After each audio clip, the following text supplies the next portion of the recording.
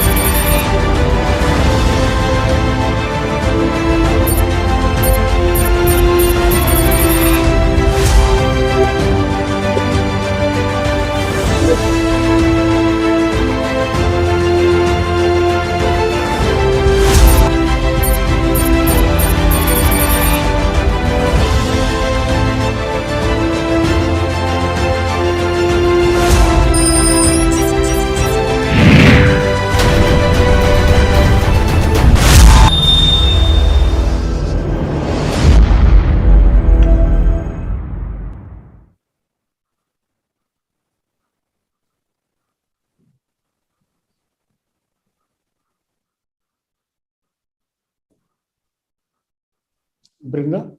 Good evening, everyone. Welcome to the third panel of the India Law Forum and LITFest 2022, organized under the aegis of the 82nd SKOCH Summit.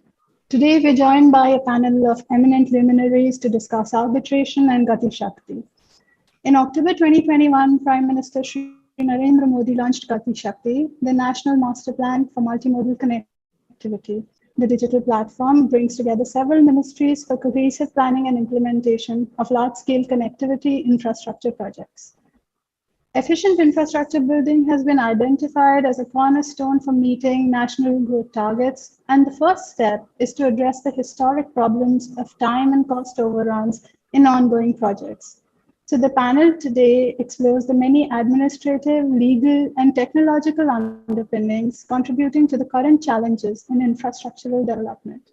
The average cost overrun for delayed projects has been found to be over 40%. So we're looking at issues like can technology interventions like BIM help alleviate such overruns and provide a data-based framework to arbitrators? And how can we ensure that arbitration awards are enforced in a timely manner?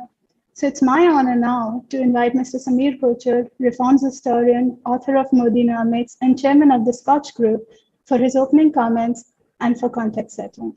Sir. Hi, thank you, Brinda. I actually have a brief presentation that will help us all, get our bearings on why we have chosen this particular topic as a part of India Law Forum this time. So, as you are aware that, it's a key project that Prime Minister Modi is talking about. But let's look at the scenario in which we are currently working. So this is the environment scan. The environment is not so good currently. The economy is not in the pink of health. If you look at state finances, they're also precarious.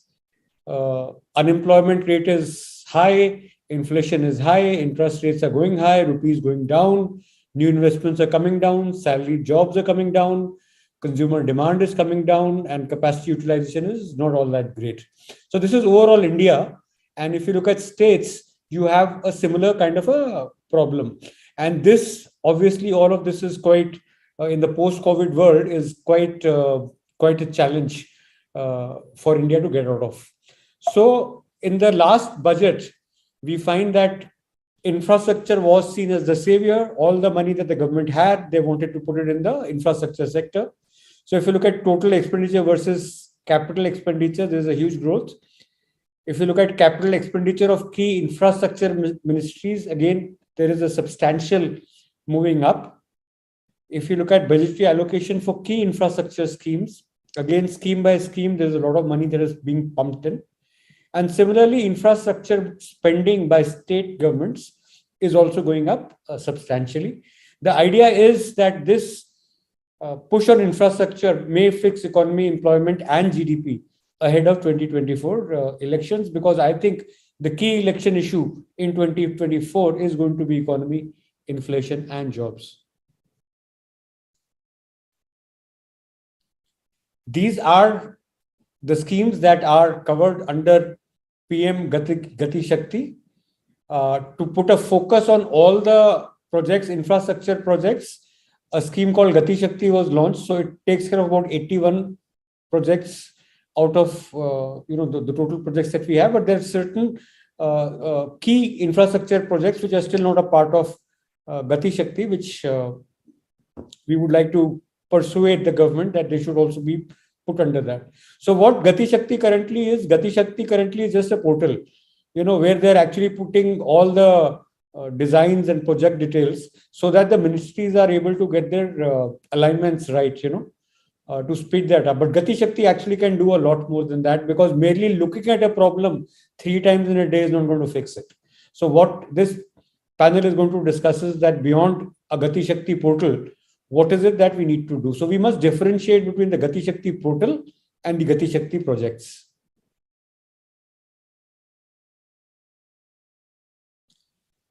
So some of the key factors that have been plaguing us is, time delays in major government infrastructure projects. Only 16.1% projects that are there are on time. 32% are delayed projects, and 51% of the projects actually don't even have a date of start. And this is resulting into a 18.18% increase in cost, which is huge. So if you look at the economic situation that I've already described, as it is, investments are low. So one of the things that India will have to keep a good eye for is incremental capital to output ratio. Unless and until every rupee spent is very efficiently spent and not going into time or cost overruns, we are going to miss the bus. So what are the reasons for time overrun? So there are issues with the state governments, which could be land acquisition, removal of encroachments, relief rehabilitation plans, etc.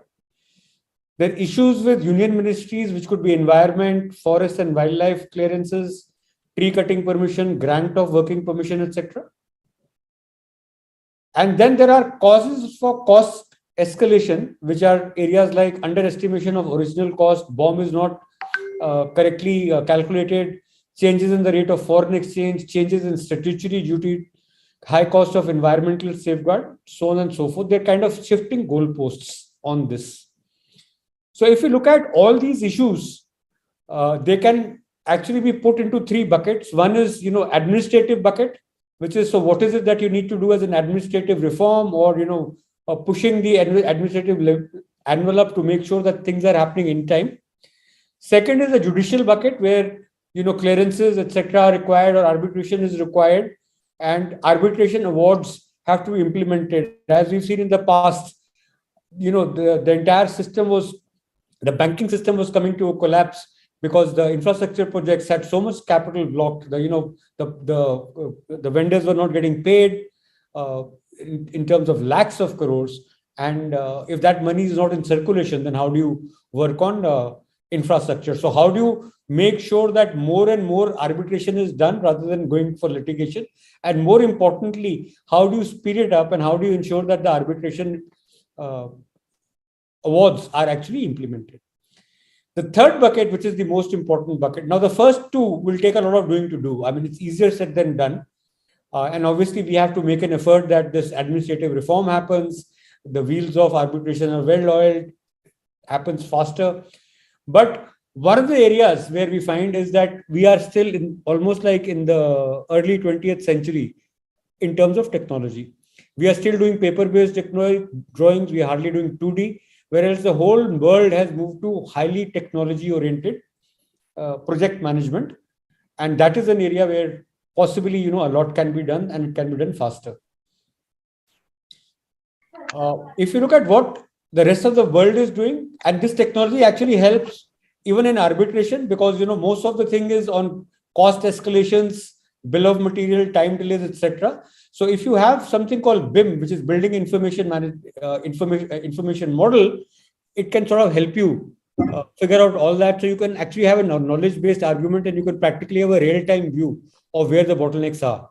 So it is a set of information that is structured in such a way that data can be shared. A BIM is a digital model of a building in which information about a project is stored. It can be 3D. or 4D, which is integrating over time, or even 5D, including cost, right up to NDs. So if you look at the Gatishatki portal, they're even going up to putting geospatial data on top of it. But right now, as I said, the Gatishatki portal is not BIM enabled. It is just a data dump. So then that data will become meaningful only if there is a underlying BIM system around that. So if you look at the challenges in India, the first challenge is lack of code. These are challenges that are actually identified in the government of India itself, which is why they set up Gatishatki. The first one is lack of coordination. So if you look at globally, there are several projects who have used BIM to solve this lack of coordination problem. Second is wastage of time. This has also been several global best practices are available on that. Lack of holistic planning, cost overrun, and duplication of work. So there are global best practice examples available in each one of these areas that kind of have where BIM has been used to handle this. If you look at in USA, the General Services Administration Department, which looks after all the building projects, public building service projects, has gone in for 3D, 4D building programs since 2003. Even the US Army is doing it. Similarly, there are examples in UK where as a policy direction, they've done it. In Denmark, they have done it.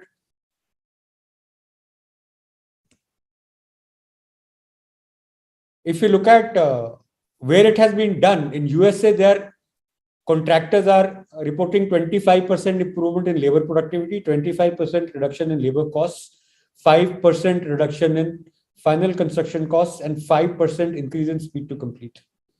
Similarly, there are advantages, documented advantages, which are available as papers that are there in countries like UK and in Singapore. In fact, in Singapore, they say adoption of BIM has accelerated the construction activity by up to 30%. So then it makes a very compelling case for India to look at something like that. BIM, of course, as I said, it's a lower hanging fruit. Our problems are much larger than that. Administrative reforms and the judicial reforms being the two key. And also the structuring of the contracts, because our tendering system is terrible in the sense that people bid below cost, and then because they bid below cost, time and cost delays and all this are used effectively to make good, and you actually end up paying much more than what you had planned to do. As I said, that we are looking at 18.18% cost overrun already in most of these large projects, which is also going from the taxpayers' pocket. So with that, I leave the floor open to Pranay Lekhi, who's been helping us put together this session. And Pranay, if you could help us bring this together and get this discussion going. And before we do that, I think Brinda has to introduce the panel. So Brinda, if you'd kindly do that. That's right, yes. Thank you, sir, for raising some very important issues and helping set the stage for conversations to come. My pleasure now to introduce the panel. First, we have Dr. M. Ramachandran, Distinguished Fellow, SKOCH Foundation, and former Secretary, Government of India. So he's referred to as the infrastructure man in Uttaranchal, where he was the Chief Secretary for undertaking several important public-private partnership projects, including the lining up of a $1 billion assistance by the Asian Development Bank for the power, road, and urban sectors, as well as $120 million in assistance from the World Bank for the drinking water sector. Dr. Ramachandran has played a pivotal role in the implementation of the Jawaharlal Nehru Urban Renewal Mission. Then we have Mr. Sunil MK, who's the Country Manager for Architecture, Engineering, and Construction at Autodesk India.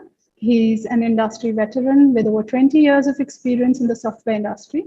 He's been involved in evangelizing BIM across Asia-Pacific markets since 2011 and has worked with various large private organizations and government agencies driving BIM mandates. We're also joined by Mr. Sunil Mawkin, Counsel for Allen & Overy in UK.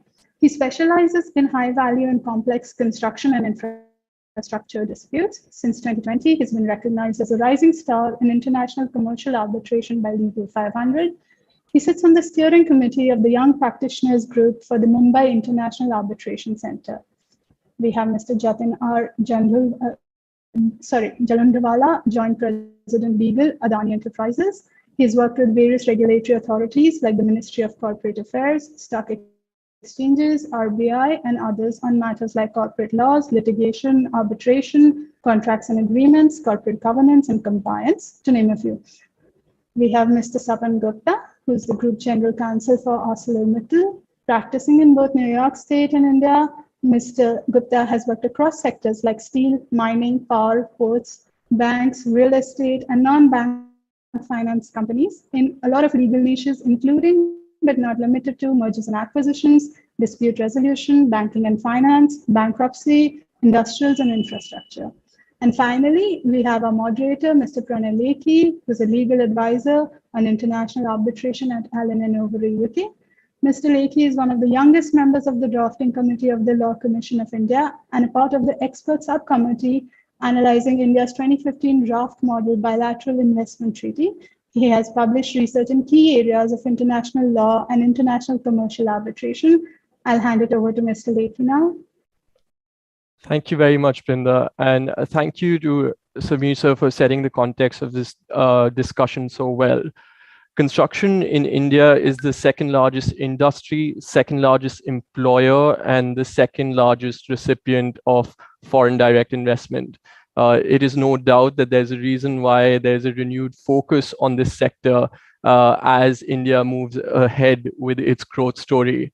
But as Sir rightly pointed out, that there are issues of cost overruns and delays that can be summarized in one trite word that's emblematic of the construction sector globally, and that word is disputes. So how India proceeds to manage its infrastructure and construction disputes becomes a key factor on seeing whether this growth story becomes a success. So this discussion will essentially be phrased in three sectors. First, we will try to understand each stakeholder's view on the current issues that plague the Indian construction and infrastructure sector. Then we will see how contractual arrangements and technology can assist in planning and implementation. And finally, we'll have a discussion about the efficient management of disputes once they arise. So I will now put the first question to this very illustrious panel, and I will go to Dr. Ramachandran.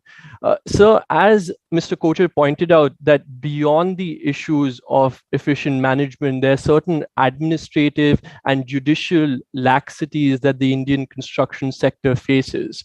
To set the foundation of this discussion, please could you briefly tell us the issues that the government infrastructure projects have faced in the past and what led to the creation of an idea such as Gati Shakti?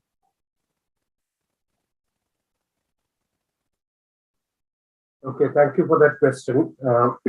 I'm also a little bit concerned about the link between arbitration and Gati Shakti. I see Gati Shakti as a very forward-looking step and based on learnings from the past. Years back, we used to talk about time and cost overrun on a continuous basis. They are still there, but in the present scheme of things, monitoring of infrastructure projects has taken an entirely different turn.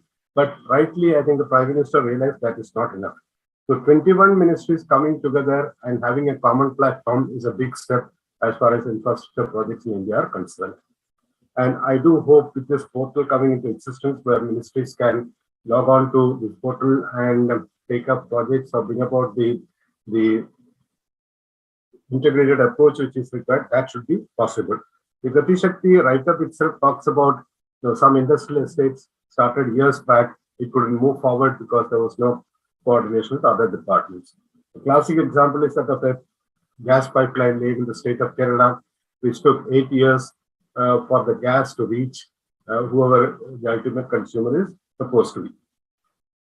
Years back, I mean, during my days, I remember the Planning Commission talking about we have a silo-based approach, meaning each ministry has its own domain, and if a road transport project is taken up, if it has to be linked with say, ports or so, unless other ministry also comes in and there is a joint effort and there is a decision by the cabinet, it won't really move forward. I think that barrier will be broken as a result of this, and now there is freedom for ministries to come in. Now, one or two fundamental questions to be points to be borne in mind up. I think here we are talking about only about public projects. We are not talking about private projects. And that's a story by itself. Nothing much is written about that. Nothing much comes to light. and Samir also focused on the public projects. So now that I have an opportunity to be associated with private projects also, I can see such delays and problems as far as private projects are also concerned. So one of the points I checked with the Secretary, Department of Industrial Promotion is whether private projects also can come onto this portal. I think that's the ultimate idea, though currently public projects will come. Subsequently, private projects also can come in. Now, again, I can give a classic example. There is a new airport coming up. The connectivity to the airport is something which has to be provided by the Highways Authority. How does the coordination come about? We know of instances like the Hyderabad airport and even the Bangalore airport, where the airports became functional, world-class airports became functional, but the connectivity was not there. So the players involved in our Indian scheme of things are too many. It's not only the central ministries which work in silos, the state governments also come in, and state governments come in actively if they have an interest in the subject. So it's a question of center and the state working together. To that extent, I think if this is a good beginning, probably this should lead to results. To what extent time and cost overrun will come down, probably it's difficult to predict, but hopefully it should come down, and a better form of reaching the target should come about as a result of this. Thank you. Thank you very much, sir. I think I'll now move on to Mr. Jalundhwala. So as Mr. Ramachandran pointed out, that the creation of the Gatishatki portal will probably be a step in the right direction to create better coordination between the ministries. But in your experience of engaging with large-scale infrastructure projects, both with governments and private parties, what do you believe are the fundamental limitations that your engagements have brought forth in the context of disputes? Yeah, good evening to all.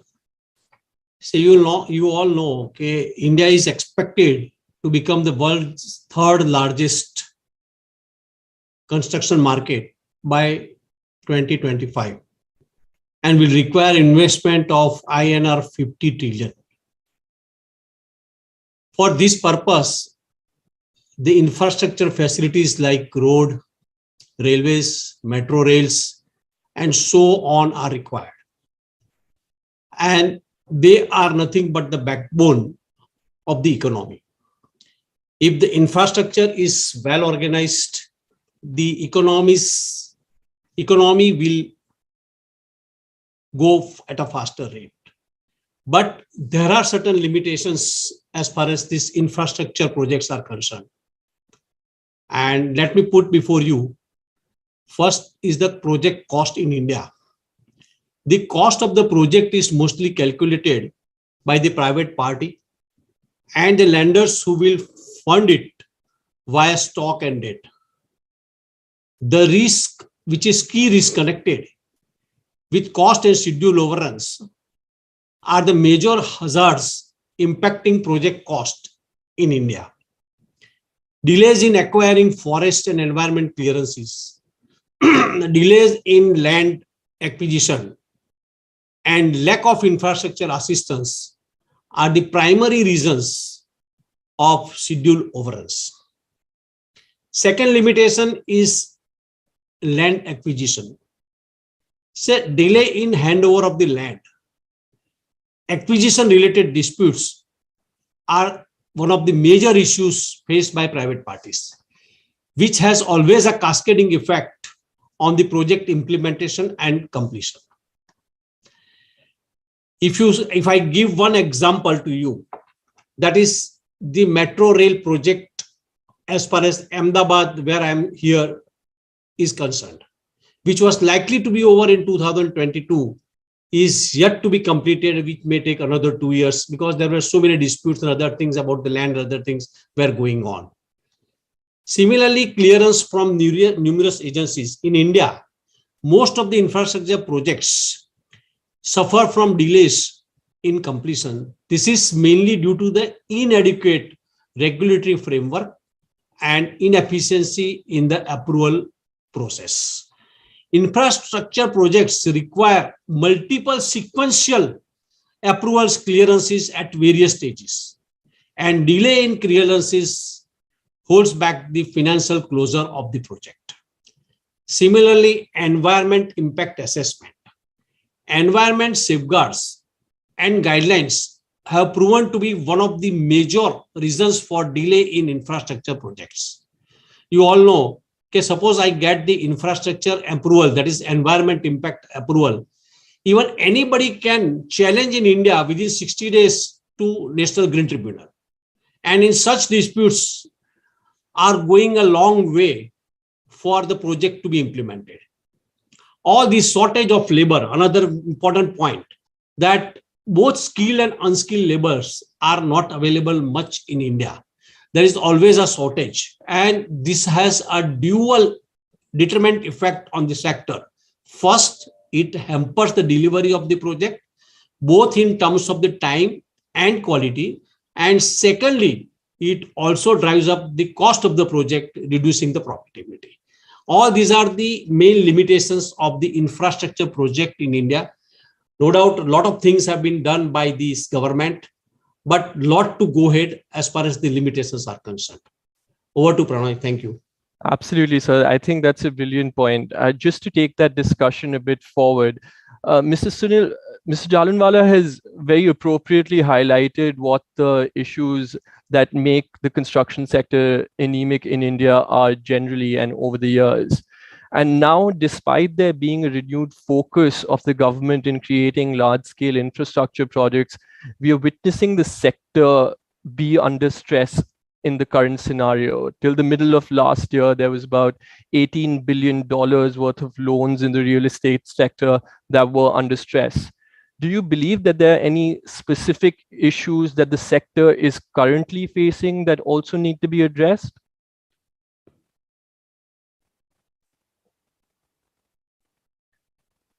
I'm sorry, sir, I think you're on mute. So is this a question to me? Yes, sir. Okay.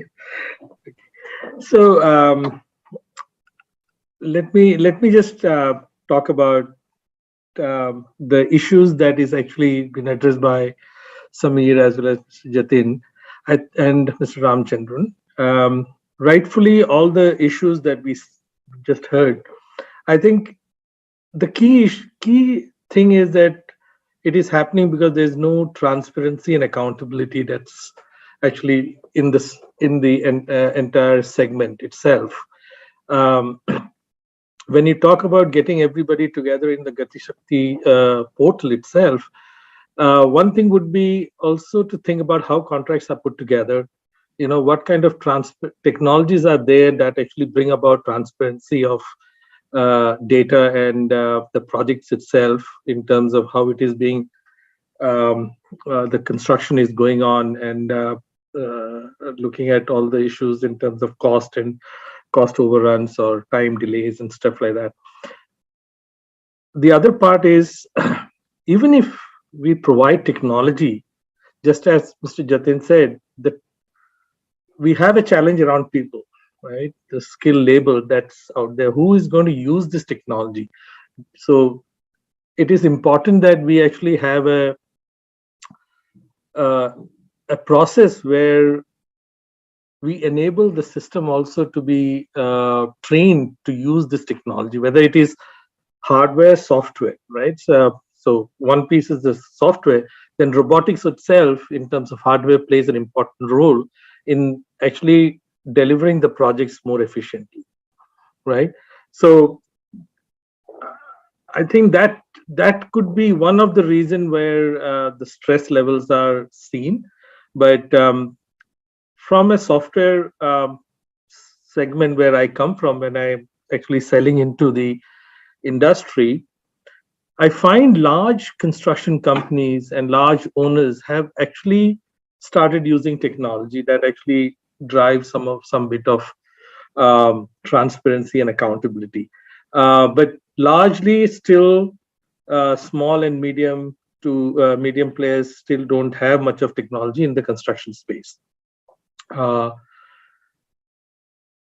being said, will BIM alone or some technology like BIM alone help in actually driving this is a question. Actually, I think BIM is a database that actually will help us to drive some of the decision that we need to make. But also what we need is actually an idea where you actually share the design as well as you actually create and share the design data effectively. So I think a collaborative platform is something that is important in today's world, where everybody needs to be on the same page. And most of the project that I see is run without a collaborative platform, right? And we are involved in many of the projects. And that itself, actually, one of the inherent problem in the industry has been cost delays and budget overruns, is just because of miscommunication and collaborative challenges that we have. People don't have the right information when they need it, right? So we need to fix all of these challenges that will help drive some of this challenge that you just mentioned. Thank you very much, sir. Mr. Gupta, a related issue that comes up in the construction sector, and one that is the most emblematic of the disputes, is the issue of enforcement of infrastructure and construction contracts. More recently, in relation to the enforcement of arbitration awards, the government has framed rules for the release of 75% of the award money to the award debtor contractor in case of government contracts. So clearly there's a focus on moving in terms of a direction where challenges to enforcement are limited. But given your broad multi-jurisdictional experience, what are the current limitations that India faces for the efficient identification of the root causes as well as efficient resolution of the enforcement issue? Thanks, Pranay, and thanks to all the speakers. I was reflecting on what Mr. Ramachandran said at the beginning, that the connection between Gatishatki and arbitration. So I was just thinking that the whole power of speed can be stopped by the lawyers and judges, which we are known for. So unless they are not on board completely, it's not going to move, unfortunately. So the processes the legal processes itself needs to be tightened up, and government in India has been the highest and the biggest litigator for a very long time. So we really see a big connection that if the infrastructure in India has to move, or for that matter, any industry has to move faster, then the law making and the law enforcement has to be in sync. Otherwise, the courts can really delay and kill the scheme. Now, coming back to what Pranay has asked me, look, but what is happening, especially in India, is that most of the contracts have arbitration. They have very limited interaction of the courts, except for enforcement procedurally. Like whether 34 has been filed or 47 has been filed after arbitral award has come. But the courts are really not laying down the jurisprudence. The jurisprudence is being laid down by the arbitrator. Now, the disadvantage with that is, one, it seems from outside that the arbitration is faster, but it is not. That now you say 18 months, but the decisions are not being taken in 18 months. And secondly, the application of law, probably in the first instance, when some of these laws are very new, should probably happen at court level, and these are not public. The arbitration arguments are not public. Arbitration awards are not public. So there is no proper scrutiny, and I am speaking only from the legal analysis, is not really happening. Yeah. And arbitration is a growing field, but it still doesn't attract the best of the people in the profession. And when the arguments happen, a lot of reliance is being placed on English law and external precedences, and not on Indian law, because there are not enough precedences. So the basic fundamental change is that if arbitration is happening, should it be made a little more public, or should courts have a little more say on where it is going? On the other parts, what we feel is is the liquidated damages. If we look at in other jurisdiction outside India, the clauses are good enough. If there is a breach, you go, you make a demand, you get your liquidated damages, and the case goes on. In India, you have to prove that the damages happen. So contract is followed by proving it has been laid in ONGC versus Sapan, it has been laid in Kailashnath versus DDA. And that creates a lot of work. You have to submit evidence, you have to get experts, and it takes a fair amount of time where you get to the payment. And the overall thinking in Indian legal profession, including lawyers and judges, the liquidated damages are not avoided. We are not a jurisdiction which like liquidated damages per se, with or without infrastructure. So that is something which remains quite unenforceable in India. The other provision which we see as a problem is bank guarantee, and we play both roles. We play the role of employer, and we also play the role of contractor. And bank guarantees in India is like a bearer note. Unless there is a fraud or there is an irreparable thing, you just can't stop it. And when you sign contracts with government, you have very limited say in changing those drafts. Those are very black and white draft. So you are on the hook. Something goes wrong, they just bank the guarantee, and then you're stuck, you're out of money. So should there be a concept of conditional bank guarantees that, okay, when this is met only in certain circumstances, the BGs can be invoked. And for the MSME, for the large organizations, it's easier because you have a cash flow coming from various sides and you are able to manage. It's difficult, but it's still manageable. The smaller the enterprise, the difficulty is that if one or two bank guarantees are in cash, your ability to participate in future projects, your ability to raise more money goes down considerably, and it could hit you in a very material way. So we basically see these as major issues. One of the other issues which is very, very limited in Indian context is insurance. Like we had a situation in Ukraine for a different reason, but you have insurances. We see it in Canada. We are fighting a very, very large case. But the insurance money is always available. The contracts are supported by insurance. In India, it's really, really hard to get those insurances. Insurances are very expensive if at all they are available. The amounts are very small.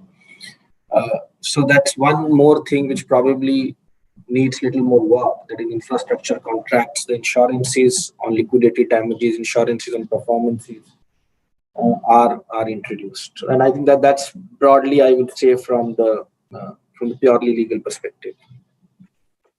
Thank you very much, sir. That was exceptionally helpful in grounding this discussion. Just to understand what has been discussed in terms of limitations in the context of disputes globally, Mr. Mawkin, you have witnessed and heard our panelists speak about the limitations that the Indian construction sector faces. Could you tell us from your experience, are they common to those that large-scale infrastructure projects face generally? And could you give us a flavor of what are the sorts of common disputes that arise in such projects as they go along?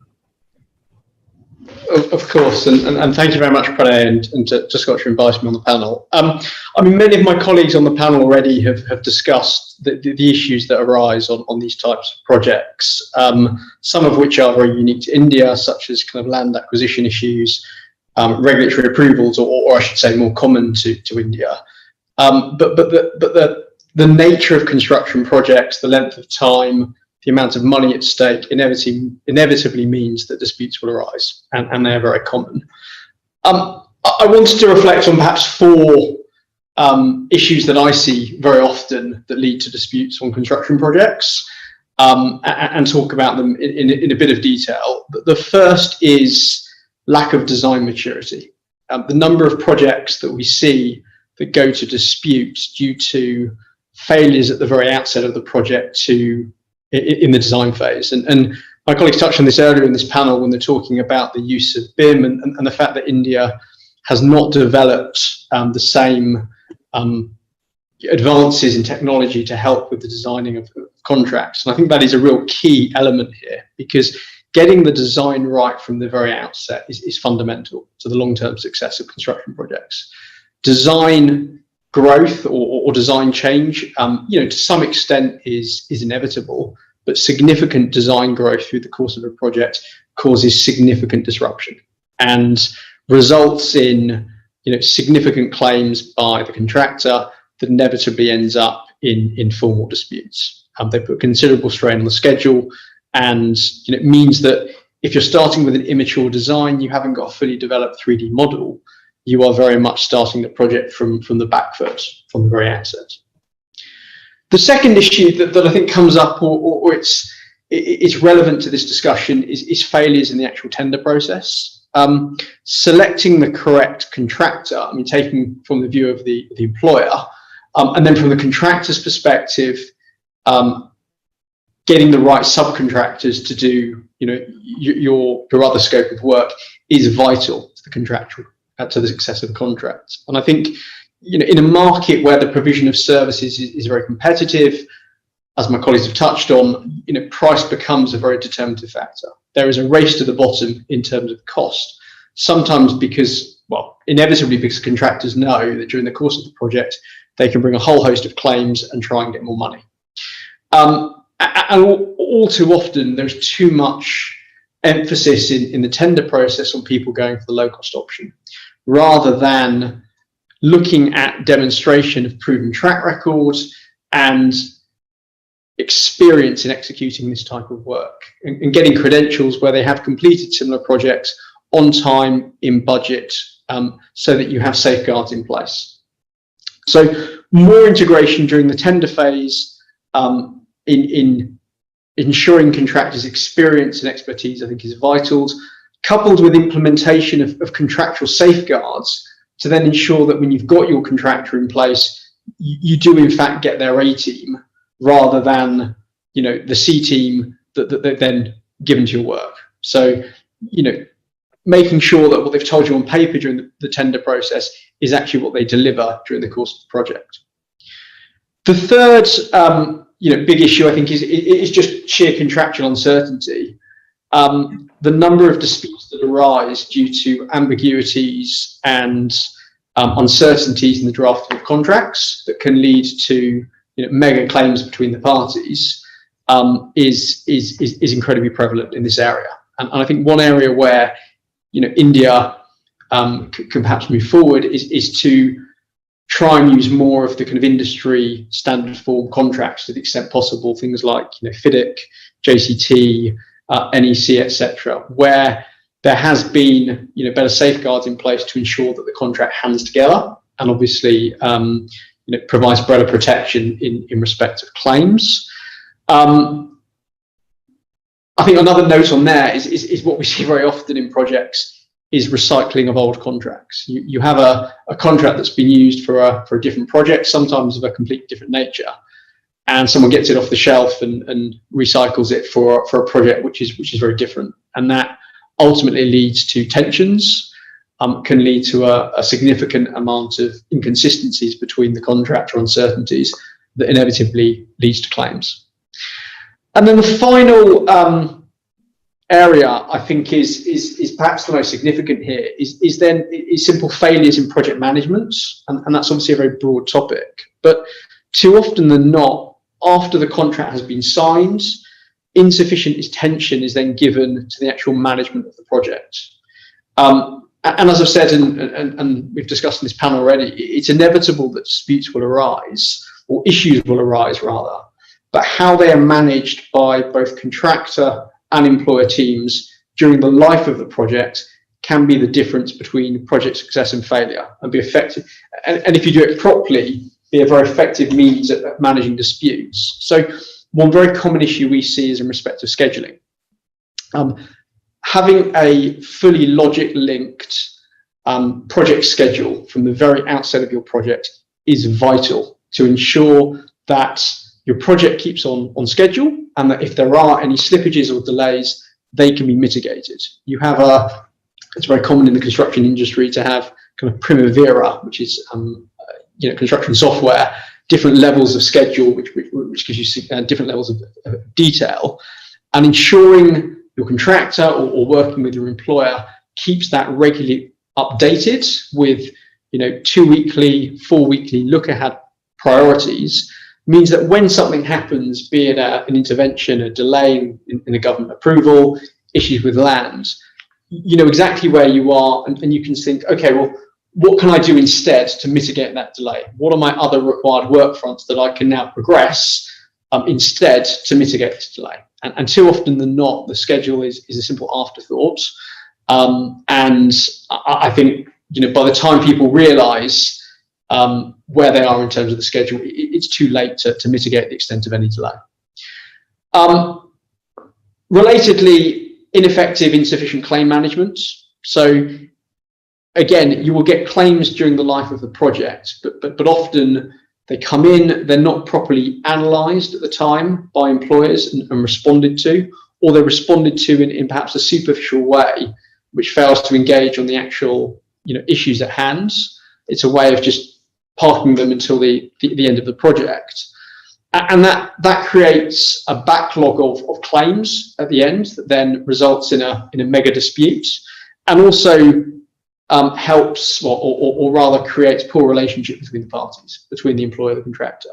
Parties become entrenched very early on in the contract phase during the execution because you're a million miles apart in terms of these claims. So being very clear from the outset with contractors and with employers about the processes that must be followed in respect of claims, requirement to comply with notice provisions, what information must be provided in support of your claims, setting that from the very outset of the process, in my experience, makes things much smoother and fosters better relationships. And I mean, and this is a role we've been increasingly playing with our clients over the last years, is getting involved before disputes arise, get support from your legal team. All of the big employers, contractors, everyone has internal legal departments. Get involved in your contracts earlier on, before the disputes arise, to make sure that you're getting the required deliverables from your contractors, that employers are making use of any contractual bars in terms of entitlements, such as notice provisions that haven't been complied with, so that you get a much better start at the commencement of disputes, or even can prevent disputes occurring altogether. Thank you very much, Mr. Mawkin. That was exceptionally helpful. And that actually makes it easier for us to lead into the second half of the discussion in relation to finding better solutions to the current issues that the Indian dispute sector faces in relation to construction disputes. I think specifically to pick up on a point that Mr. Gupta mentioned on the clauses of liquidated damages not being drafted well in Indian construction contracts. Mr. Gupta, we've heard Mr. Mawkin speak about the increased use of standard form contracts such as those of FIDIC and JCT as a mechanism to solve the issue of bad contractual drafting in the Indian construction sector. But this sector is also marred with government entities such as the National Highway Authority of India, which has its own standard form of contract and a separate legislation which the Supreme Court has held to have a preferential right over the Arbitration and Conciliation Act. What, in your opinion, are the key issues that infrastructure contracts in India should address but fail to do in status quo? And as an additional point, do you also think that there's a requirement of a specialized practice of construction disputes in India, for instance, having, a construction and technology court similar to what is there in the UK? Thanks, Pranay. I think building upon what Sunil said, I think one of the most important point is record keeping. And it also goes back to the point what MK Sunil was making on technology. The project management is pretty bad, and it's not only India, it's most of the developing countries. And the use of technology is minimal. And when you go and file your contracts, there is not enough documentation which really could convince or pass the legal test. which now is fairly easy with the technology being available, that with each stage where you are, with photographs, technical analysis, a number of things are available, which is not really done. And hence the provision which exists in most of the contract is that the contemporary record needs to be maintained, needs to be implemented and followed. Yeah. If there's a litigation, then there is a sort of a huddle, and everyone is looking for a document, and then you put together on the basis of what you have, but you don't do it from day one, which really creates a bit of a problem. A couple of other things which we see is in specifically in India is this. One is the unilateral appointment of arbitrator. Of course, you have a 2019 judgment in Perkins Eastman that clause is not valid, but it still exists in a number of contract, and the employer enforces that, especially government. So the contract needs to be amended to really say that it has to be a three-party arbitration. But that's wasting a lot of time in appointment of arbitrators in the court. And then the multi-tier arbitration. Amicable solution. If that doesn't work, then you go to some sort of an inquiry. If that doesn't work, then you go into arbitration. And if that doesn't work or there's a dispute, then you go to courts. Yeah. And the accountability system in India, in most of the developing countries, is like that once there is no amicable solution, or once the clause is invoked in the agreement, then more or less you can assume that it will end up in courts, because the accountability increases so much that no one wants to take the decision. And then just it's a sliding path, or a sliding slope. So these are the main contract issue which we see, and on a larger level. And coming back to your specific query on whether there should be specific tribunals, there should be specific contract, it again goes back to a very a specific point one of the panelists made, that we are talking about public contracts, we are not talking about private contracts. Now, L&T, which is a private company, is the largest infrastructure company in the country, which has the most contract, and that is true for a number of other players.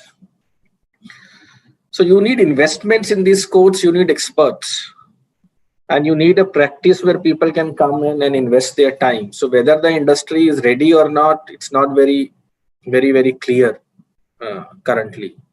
And a lot of private contractors, especially when one party is overseas, which is very true in a number of infrastructure contracts, leave aside roads and all, but in highly specialized industry like ours,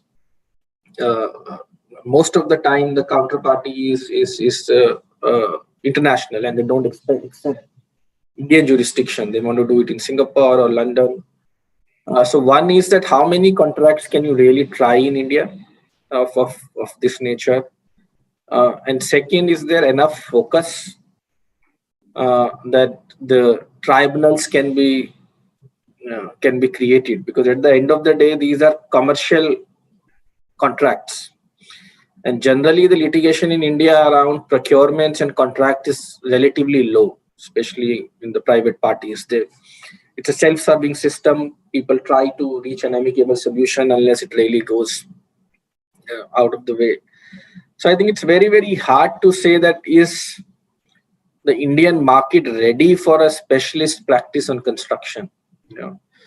And then that is very visible. If you go to a firm like ANO and a number of other firms, there are specialized practices on construction. There are lawyers who only do construction cases. In India, there is nothing like that except few lawyers who do NHAI work in Delhi. So from that perspective, I think it is too early to jump to that proper infrastructure. I think the current structure needs to be strengthened before we move forward. Thank you very much, sir. That was exceptionally illuminating. Mr. Gupta mentioned the point of investment in experts as a precondition to such infrastructure being developed. The sector involves among other things, the assessment of delays, which involves the identification of critical paths of completion and studying deviations, aspects which are highly technical in nature and would require expert analysis, which doesn't seem to be happening in the sector right now. In your opinion, how can technology assist dispute resolution forums for such issues to be resolved more efficiently and correctly? Right. So BIM is definitely, as many have spoken, the foundation of data creation, right? So for all the projects. So it's basically, unlike the CAD, which is line, arc, and circle, in BIM, we generally use real world components like wall, door, window, columns, beams, structures, and all of that. And you actually create a virtual design model before you go into construction. So possibly having a data which has got all the information where you can actually look at all the flaws and you can fix it before you go into construction. So the first thing is having, Mr. Mawkin also said, having the right design in place, right? So BIM allows you to do that, where you actually fix issues and challenges, all the issues before you go into construction. That's one, right? Of course, changes, as he said, changes can keep happening, but then it is also visible and it's much more easier to make those changes and validate and make sure you go ahead with that knowledge. The other piece is actually sharing this data, as I said earlier, through a common data platform where all the information can be captured right from day one, right? So how many times do we have a knowledge of a contract document changes that happened over time, right? So having a common data platform allows you to do that, that all the changes you could actually go back anytime, even after 10 years, 20 years, and look at why those changes happened. All the communication, all the discussion that happened. So if I was a approving person of a design, if I do a red mark, redlining, and put my comment, it is captured in cloud. And that information stays there. So if there is a litigation after 10 years, 15 years, you can quickly go back and look at this information that is on the cloud and actually take out what is needed. Today, actually, when I talk to my customers, the biggest strategy people have in terms of sharing data is email, right? An employee leaves and that email is not accessible. Some people have FTP portals and all of that, but those are not designed for construction. So there are common data platforms designed for construction, even we have from Autodesk, other competition have it. So if you use one of the common data platform, you have ability to understand, one, version control is built in. You know, you don't share old data. You only look at the current data. That itself is a big step forward, because a lot of rework can be is actually associated that, oh, I didn't have that data, I did not get that email, or I did not, I missed that information. So the first level is that. Then of course the second is all the communication is captured on cloud. That gives you ability to go and understand what and how people made those changes, who took decisions and all of that, which will help you in litigation and arbitration. So having the information on cloud definitely helps you. Quickly finding this information on cloud is so much easier, right? Going through a bunch of papers and drawings is definitely not something that people would love to do. So technology can definitely help. One is, of course, a process of design, which is BIM, which captures all the information. And the second is basically how you share that information effectively and keeping that whole information so that you can access it anytime. Understood, sir. Dr. Ramachandran, I think what is clear from this discussion is that construction disputes are definitely very dynamic and very unique when compared to other forms of dispute. I think, to quote a 1974 Arkansas federal judgment, a judge said that construction disputes are a separate breed of animal. But we see in India, construction disputes are primarily dealt with under the Indian Contract Act and Specific Relief Act now. But recognizing these distinct issues that construction disputes face, do you think there is a need to have a separate legislation that governs construction disputes, similar to what you find in jurisdictions like the United Kingdom, Singapore, and Malaysia, for instance? Well, I may not be the right person to comment on that because I'm not a construction specialist. But having listened to all these points which have been made here, I think your effort is to come down to the construction sector and the issues related to that. Very broadly, what I would say is what comes in the way of proper development of infrastructure projects is, of course, one factor is the contract management, how the contract is drafted and how the contract is managed. I was reminded of an instance where in the Delhi Metro, the then MD decided that if a contractor has a specific problem in mobilizing resources, an advance will be provided to the contractor, and so that he can take the project forward. That was one way of looking at things. I'm glad the auditor did not make an issue out of that, because such a facilitation is not provided normally in the scheme of things. Whenever you are prepared to go out of the way, facilitate, that's one thing. Then all this leading to disputes. I see quite a number of disputes coming up, and I think the arbitration process becomes quite long. So in the context of the PPPs, there was a discussion at one stage whether we can have a dispute resolution mechanism outside the two parties, and whether that will help facilitate sort out issues a little better rather than go through the long drawn-out process of whatever is legally provided for. Now, whether there should be a separate legislation for this, it's something for experts to comment. But I think in the larger scheme of things, what needs to be looked into is how contracts are structured, how they are managed, and what further can be done. I'm not very sure much can happen in this, because for each contractor, I think this would be a field close to him or her. So how much of it will get shared, I'm not very sure whether it is possible to have it, and it can be an open data as far as the entire process is concerned. And I don't think that has really been happening because of the competition issues, because you have to bid and get a contract. So I suppose that's the starting point where the competitive participation starts, and probably it gets built over a period of time. So it's a question of evolving on the basis of experience, what more can be done. And if the legislation is one way of doing it, I see more disputes coming up, more matters ending up with tribunals and courts and things like that. Project gets held up again, unless there is a solution that the project should go on and the dispute can be resolved separately. I don't think that type of a scenario will come about. So I don't have a direct answer to this. It's for those who are involved in construction to say this. Just to link it with the real estate part of it, we know any number of instances where there are delays happening. It's not essentially the contract, but it is related to raising resources and taking the project forward. There have been delays, and many people who are hoping for a house had to wait for years and years and years. So there are situations like that also. Once RERA has come into effect, I hope there is some solution, but there are a large number of cases outside RERA which are not getting resolved, and there are people who have paid money and they are not getting their money back, nor are they getting a house back. So that's a complex issue as far as construction. Again, I think we have to make a distinction between the public sector and the private sector, and we have to have fair approaches. Thank you.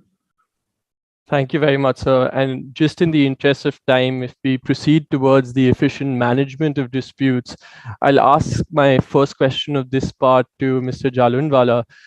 Sir, in your experience, could you tell us whether arbitrating disputes in India is an efficient alternative that you find to litigation in the context of large-scale infrastructure projects with government entities? Or do you think that arbitration in its current form is a genuine alternative to litigation in civil courts?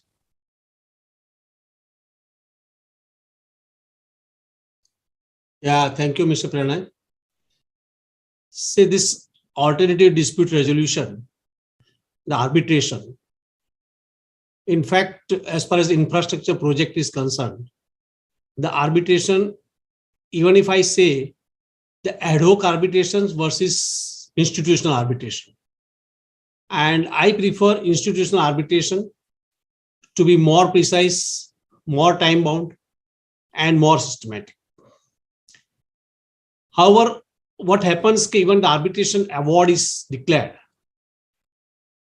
As per the infrastructure project circular of the government, 75% of the amount is to be given to the party who won the award, but subject to the release, subject to the submission of the bank guarantee.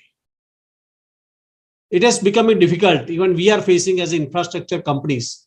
Then we go for the bank guarantee. In a disputed such thing, the banks are asking 100% margin. So what is the use of getting this money? Secondly, what happens in number of arbitrations I am facing, suppose I receive the award in my favor, the other side is going to section 34, then 37, and thereafter to Supreme Court, which takes a longer time and maybe for 2 years, 3 years down the line.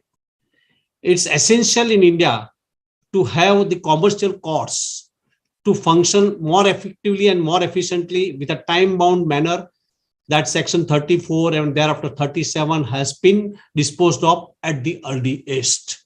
Because the end goal and focus of the dispute settlement mechanism should always be on ensuring maximum time and cost saving, which being effective. The Indian construction industry is highly prone to litigation and disputes arising out of the loopholes in contracts. And legal industry is no stranger to stretch out legal battles and multiple claims on wrongdoing by subcontractors. Construction disputes are inevitable. It includes range of activities involving complex infrastructure projects, engineering works, commercial and residential construction, built-up works, development projects, among others. The Indian construction disputes environment is still a work in progress and long way to evolve into a mature jurisdiction and face several cultural issues. Arbitration has been evolved definitely as a good system, and after the 2015 amendment, most of the arbitrations are likely to be over in 12 months, but 12 months not, but additional 6 months or so. And therefore, it is very important that the arbitration process is over in a time-bound manner. Parties prefer arbitration due to the freedom and flexibility to choose the tribunal, given the requirement of specialized and technical knowledge in this sector.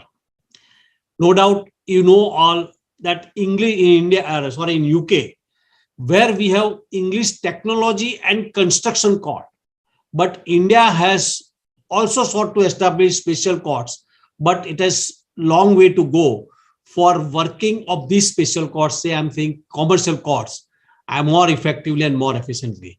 There is a need for effective case management techniques. Lack thereof creates an issue. And therefore, till we have such specialized courts in place with professionals having technical expertise and above all practically implemented, litigations won't be actually preferred. Say COVID-19, you all know, has been considered as a force majeure event in construction disputes. Reliefs awarded for road construction contracts, including extension of time, certain direct payments to subcontractors, and relief from liquidated damages. Recently, the amendment in the Specific Relief Act, that is 1963, prohibits Indian courts from granting injunctive relief in civil proceedings for specific performance of the infrastructure projects, where that injunctive relief would impede or delay the progress or completion of the project. And that is the very, very attractive step taken by amending this Specific Relief Act. Another trend that has been witnessed is having multi-tier dispute resolution clauses. The requirement to go through the DRB have been held to be mandatory.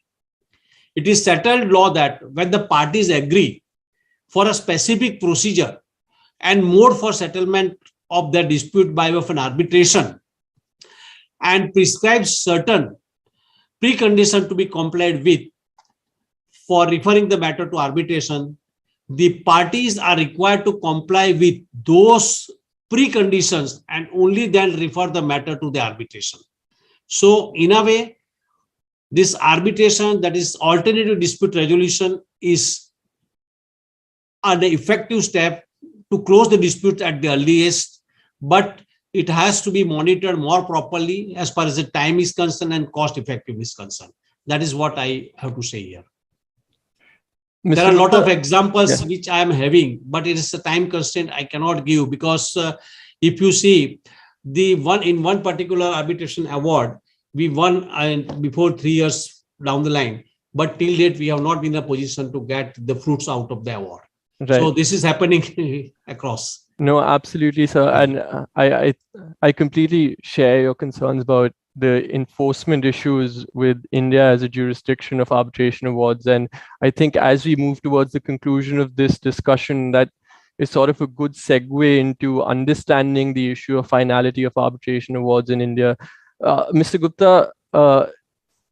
Jalundhwala has highlighted a number of both positive and negative developments in relation to the enforcement of arbitration awards in India. On one hand, we have the Specific Relief Act amendment that's come in, and on the other hand, we have the issue of award debtors and contractors having to pay bank guarantees in order to get their money out of the state employer. How does India avoid this issue of enforcing an arbitration award, and what are the sort of best practices that can be used to make India a dispute-friendly jurisdiction in the context of large-scale infrastructure projects with the government, which is a sine qua non of having successful infrastructure projects in the program of Gati Shakti, for instance? I cannot echo more than what Jatin bhai said. That's not a problem with construction disputes. That's a problem with arbitration in general. And in my own mind, it's I have a little bit of a more philosophical view on that. Is the Indian bar and the Indian judiciary divided on the issue of arbitration? Is it a territorial issue that you have actually in the bar itself people who say, okay, what if arbitration increases too much? On the bench, in various courts, the judges are divided that whether arbitration we should only be there as passing decrees or putting stamps, or we should be applying our own mind into the legal issues. And then a number of interestingly or ironically, a number of lawyers in India are interested in international arbitration than domestic arbitration.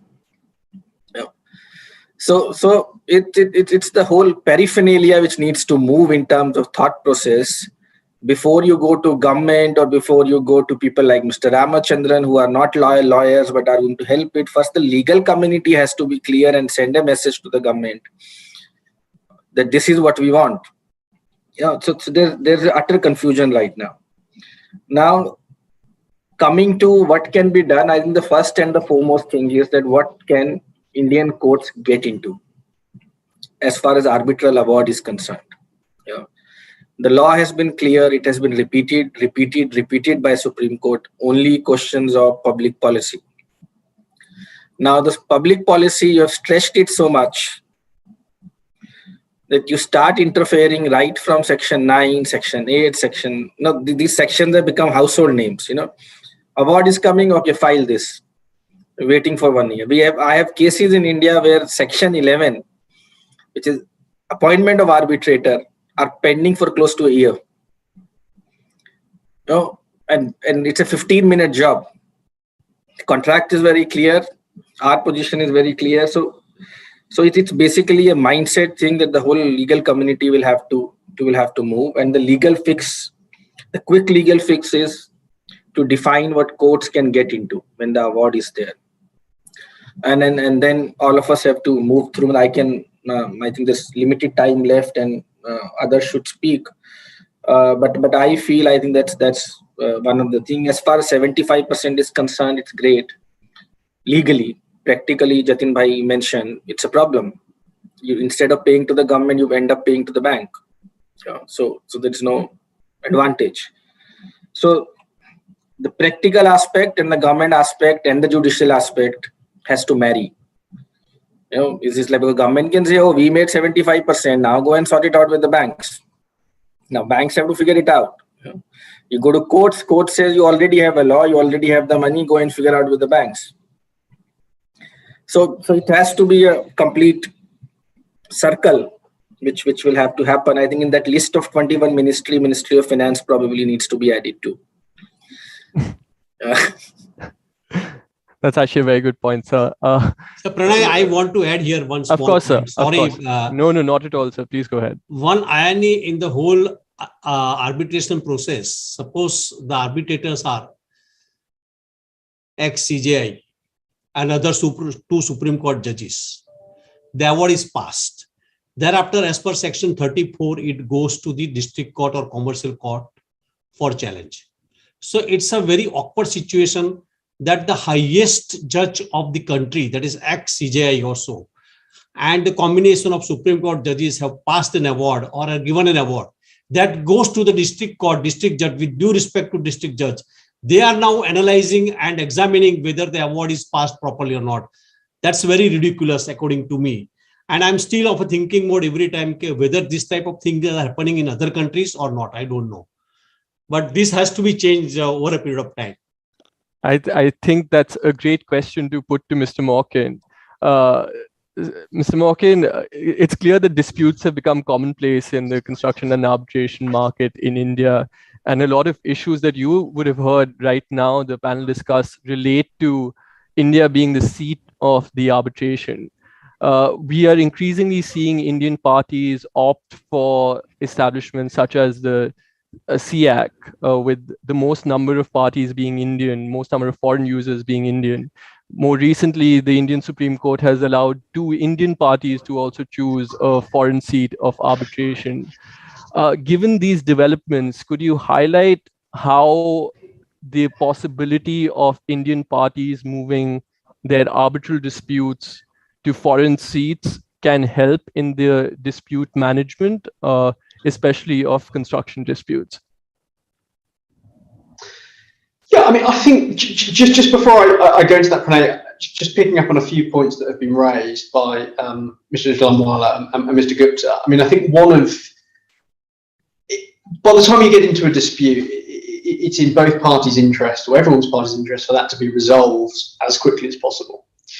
And one thing we see increasingly, and it was an issue in the UK market as well, and my practice is disputes, but I do a lot of assistance to my transactional colleagues when they're putting in contracts, is the idea to keep open as many avenues as possible at the time of contract to resolve this dispute. So having these multi-tiered dispute resolution clauses to give you options to go to senior management to get them resolved, expert determination, dispute adjudication board, and then ultimately end up in an arbitration. And it sounds very attractive at the point of contracting because you think at each layer, we're going to get this resolved, we can do it in a way that's cheap. But what inevitably happens is where you're not required to do it, but where you're contractually required to do it, you have to go through these processes. You spend significant time and money going through these processes, and inevitably the party that loses is going to take it to the next stage. So you're prolonging the whole resolution of a dispute, where in particularly the Indian market, you then have further delays in respect of enforcement through any challenges in the Indian courts. So I think in terms of best practice and as a way forward, I think considering from the very outset where you want to be and the quickest way to resolve a dispute, and whether you need, and to the extent you can, contract out of them, and I appreciate in certain jurisdictions there are requirements to go through adjudication steps and you can't do that, but whether you need all these different layers or you just go straight to arbitration, be that seated domestically or internationally. I mean, in terms of, what you can learn from foreign seated arbitrations, I'm not sure there is, I mean, institutional arbitration, SEAC, LCIA, the ICC, they're all incredibly experienced at administering arbitrations and ensuring that the process is conducted efficiently. But one of the benefits of arbitration is procedural flexibility and giving the parties the ability to create a procedure that enables the dispute to be resolved quickly. And actually, what we see in the majority of the arbitrations we do is that the institution itself becomes largely redundant. Their role is to appoint the arbitrators, and often in a large construction dispute, it's a 3-member tribunal. Each party will opt for their own arbitrator. The third will be appointed by the institution. And then really, they play a role of just facilitating the process, seeking payments. But if it's a properly conducted arbitration, it's the tribunal, sometimes with a tribunal secretary, together with the parties who facilitate the process and assure it is conducted in the most efficient way possible. And that can happen regardless of whether an arbitration is conducted in India or it's conducted overseas. So what I think the benefits of an international CEPO can give you is exposure to counsel who are more familiar with the process and are experienced in helping parties to resolve disputes quickly. One of the biggest issues we face, I think the market is moving, is unnecessary procedural challenges along the way, which just delay things. And I think if you get experienced counsel now on arbitrations, there is just a desire to get things resolved more quickly and to get through the various hurdles of resolving disputes. Having foreign seated arbitrations can sometimes give you access to a greater pool of arbitrators, more experienced. You can select anybody as your arbitrator if they're willing to take the appointment. But if it's a third arbitrator to be appointed by an institution, they will look in their books as to who they have on the record, and often some of the most prominent arbitrators, particularly in the construction industry, will be affiliated towards the more reputable institutions at the moment. Now, hopefully that will change over time, but the ICC, the SEAC, the LCA have a great pool of arbitrators to do. I think then best practice really is then more on the parties in terms of how they conduct themselves during the arbitration with their counsel. So once you've got your arbitrator, be strategic as to who you appoint. Don't just go for a big name. Go for somebody who is going to help ultimately the resolution of the dispute. So if it's a very technical dispute, having someone on the tribunal who will understand the issues may help educate the other tribunal members and enable them to get to grips with technical issues more quickly and issue decisions along the way in disclosure or provisional measures more quickly. The other kind of best practice is and Mr. Gupta touched on this, is simply record keeping along the way, and then ensuring at the outset of your dispute that you collate those documents together and you give them to your counsel from the very outset, so that your counsel have a clear understanding of all the issues in play. And similarly, you give them access to your project management team so that they can then sit down with those people directly who are at the very forefront of those disputes to go through what can be very complex and detailed factual issues. But getting that head start from the very outset and making sure those people are available from the very outset can be really key to resolving a dispute efficiently. And I think that is obviously in everybody's interests. The final point in terms of best practice is the use of experts. It's very common in large-scale construction projects to require, in arbitrations, to require experts, particularly on issues such as delay, prolongation, and quantum, and sometimes also project management. And there is a real importance to have experts who are reputable in the field, who will help you and the tribunal to distill the key issues and enable you to present your case in a clear and concise manner. And I think particularly in this industry, worldwide, there are many experts who offer these services, but I'd say that there isn't a huge number who are, particularly well regarded. I mean, and that's there are many that are very well regarded, but there are some who are better than others. And getting them, appointed quickly and ensuring they aren't conflicted can be a very, very helpful way at ensuring you can present your case in the most effective manner. And one thing we've seen increasingly through the help we've been providing clients on project management, so before you get to a dispute, is actually engaging experts more quickly as well. If there are issues of quantum prolongation or delay in play, and you're getting contractor claims claiming extension of time for 100 days or something on account of COVID or design change or whatever it may be, don't wait until a formal arbitration before getting an expert to critically analyze that, to map the critical path, to do some form of schedule analysis. Start early, get your expert appointed, someone on your side. Doesn't need to be the full, extensive analysis that might be in an arbitration, but get them to work with you during that interim phase of, managing your dispute, managing your contractor, because it will enable you to put a much more robust defense into your contractor, and it will also set you up very well when it comes to a formal arbitration, because you have someone appointed, who's not conflicted, who's very much aware of the background to your dispute, which will enable you to put your evidence in much more quickly. Those would be my thoughts. Thank you very much, Mr. Mawkin. Mr. Gupta, Mr. Jalundhwala, I know that you had some additional comments that you wanted to make. Could I briefly ask you whether there's anything more that you would like to add just before we move towards the last part of this discussion?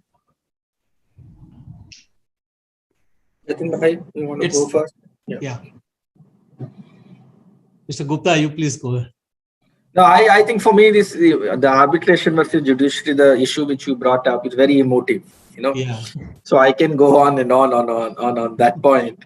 And I think I agree with Sunil on the point that preparation is extremely important. But the cost becomes an issue when you look at these things.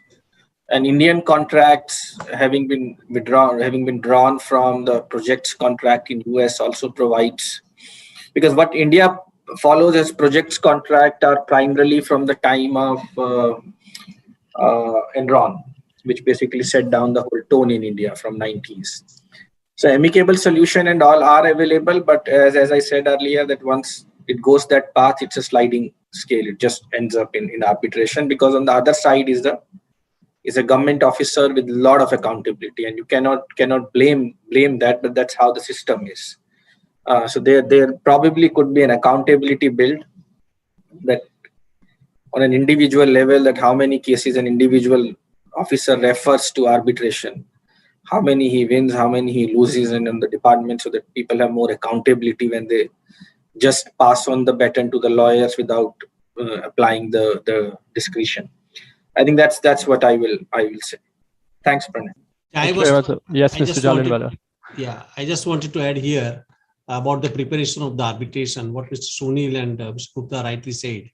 And Mr. Sunil has said that we must have keep the records of the past correspondence and other things.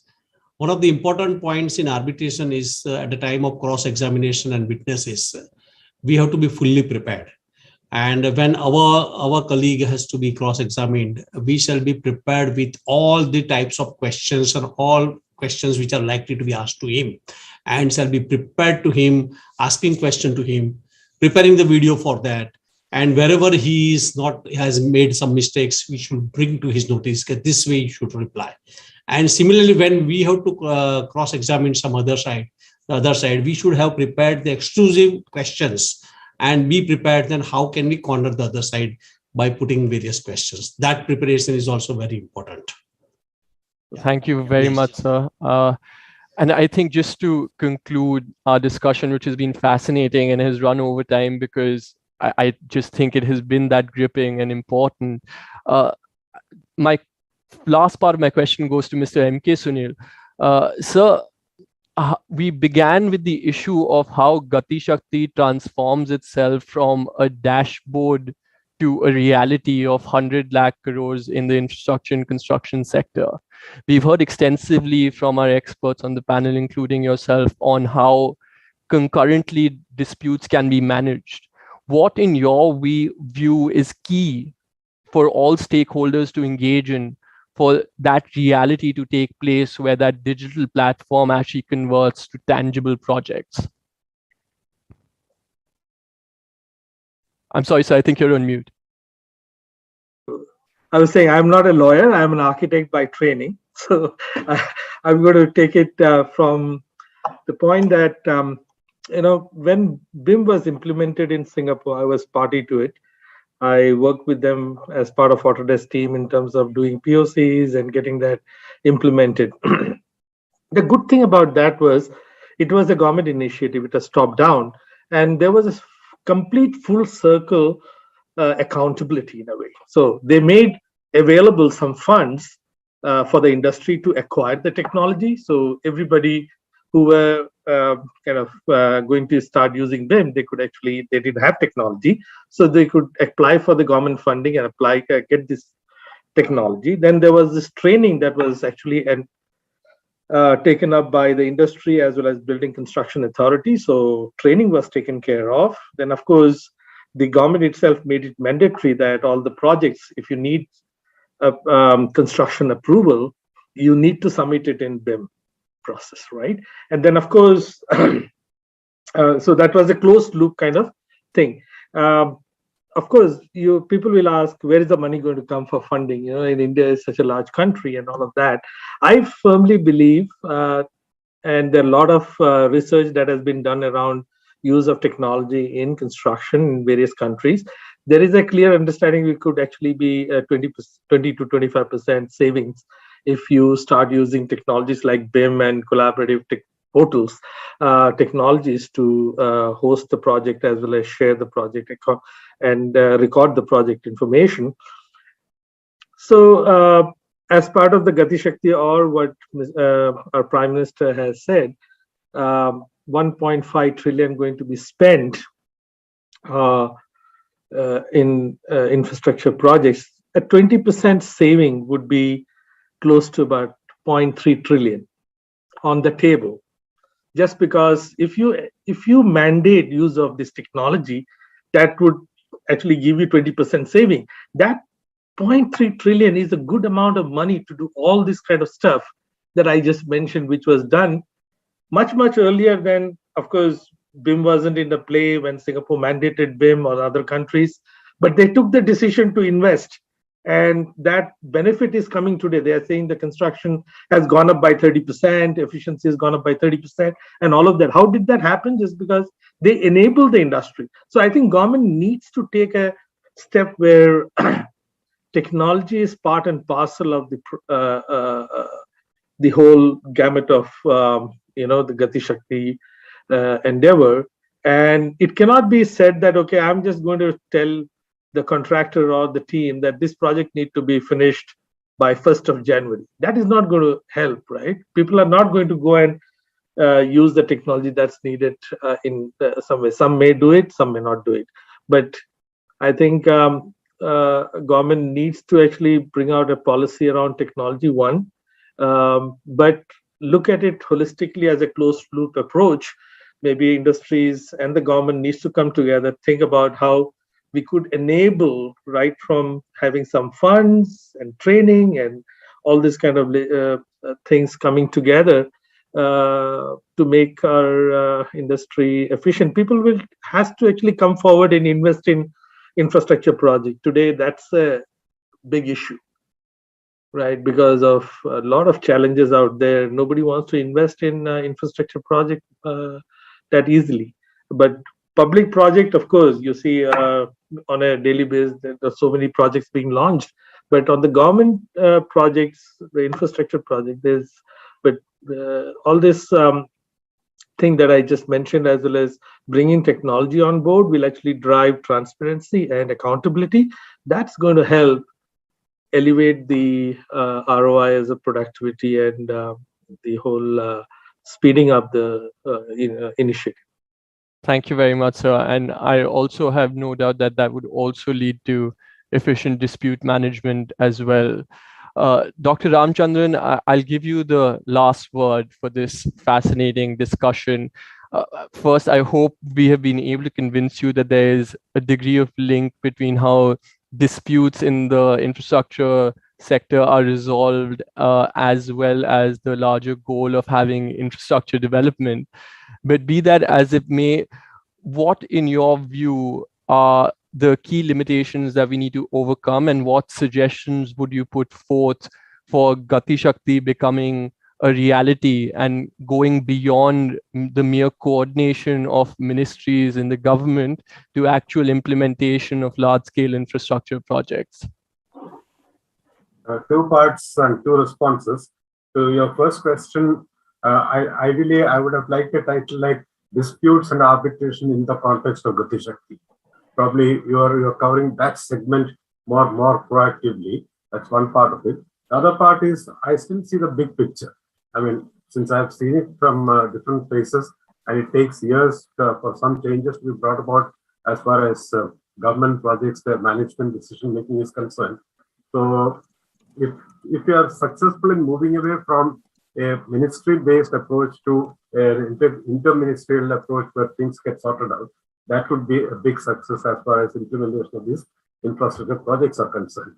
But I don't think it's going to be that easy. This would be a first step, and one has to have the environment to have this work in the scheme of things, because there are issues like audit and limitations of ministries, decision-making levels and things like that. So I hope the Prime Minister with his leadership also puts in position where decision-making across the ministries becomes faster, easier. I'm still not very clear whether environment clearance, environment impact assessment and things like that, some of the statutory requirements, whether those can be expedited, because that would require a certain way of doing things. So how that is to be handled, that would be something which one will have to see as implementation of this initiative progresses. There would be hurdles like that. Also, what would be relevant would be how actively the states see the central projects as something which is of relevance for them. Especially in our politically divided context, I'm not very sure whether some states would be very excited to facilitate this process, or they may see some projects as of interest to them, some projects may not be of that interest to them. And I won't be surprised if some of them create issues about land and things like that, rehabilitation of people concerned and things like that.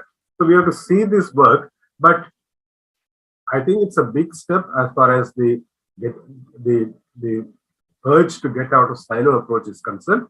If it works, fine, then there will be one big step forward. Along with that, all these other issues which have been referred to, I think contractor-related issues, contract-related issues, arbitration issues, everything goes round and round in our scheme of things, because everyone has to have the mechanism of, a proper way of resolving the disputes. So that is why it takes time. So on the basis of experience, there is something better is possible. That's a subject of study which has to come out, and which could become a big input into this process of taking Gatishatki forward, I think. Thank you. Thank you very much, sir. And I think that is a very appropriate note to conclude today's absolutely fascinating discussion. I think we've heard some key issues to address what Samir sir began this discussion with, and that is to make Gatishatki beyond a mere digital platform to a reality. And I think the efficient handling of disputes is a key issue that we've been able to address. So with that, I thank all the panelists for their time and of course for their views. And I'm very grateful for everyone for attending this. Thank you very much. Thank you.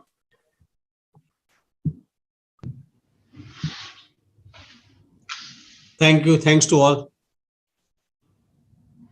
I'd like to thank all our panelists for taking the time to meet with us today, sharing their expert insights. No doubt that the takeaways from the conversation today are going to prove instrumental in shaping both policy and practice. Thank you, everybody. Good day to all of you. Okay.